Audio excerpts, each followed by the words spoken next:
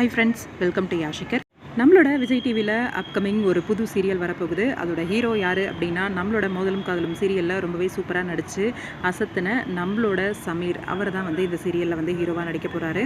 இந்த சீரியலோட டைட்டில் பூங்காற்று திரும்புமா அப்படின்னு சொல்லி வச்சுருக்காங்க.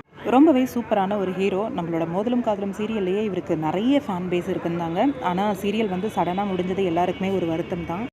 இப்போ மறுபடியும் இவரோட கம்பேக் இருக்குது சீரியலில், அதுவும் விஜய் டெலிவிஷனில் அப்படின்னும் போது ரொம்பவே சந்தோஷமாக இருக்குது. ஸ்ட்ரெல்லா ஸ்டோரிஸ் அவங்க தான் இந்த சீரியலை ப்ரொடியூஸ் பண்ண போகிறாங்க அப்படிங்கிற மாதிரி சொல்லியிருக்காங்க. இவங்க ஆல்ரெடி நம்மளோட விஜய் டிவியில் பாவம் கணேசன் அப்படிங்கிற சீரியல் பண்ணியிருக்காங்க. அதே மாதிரி கலர்ஸ் தமிழில் கண்ட நாள் முதல், பச்சைக்கிளி, அயலி அப்படிங்கிற ஒரு வெப் சீரிஸும் பண்ணியிருக்காங்க. மோதலும் காதலும் சீரியல் முடிஞ்ச பிறகு கண்டிப்பாக விஜய் டிவியில் கம்பேக் கொடுப்பாரு அப்படின்னு சொல்லி எதிர்பார்த்துட்டு இருந்தேன்.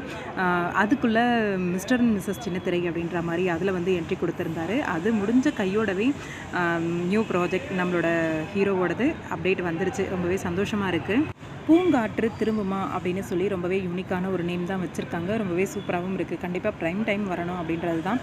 இந்த 6:30 டைம் ஸ்லாட்லேயே நல்ல ஒரு டிஆர்பி வாங்கிட்டு இருந்தாங்க நம்மளோட மோதலும் காதலும் சீரியல். மறுபடியும் ஹீரோவோட கம்பேக் எல்லாருக்குமே ரொம்ப பெரிய ஒரு சந்தோஷத்தை கொடுக்கும் அப்படின்னு நினைக்கிறேன்.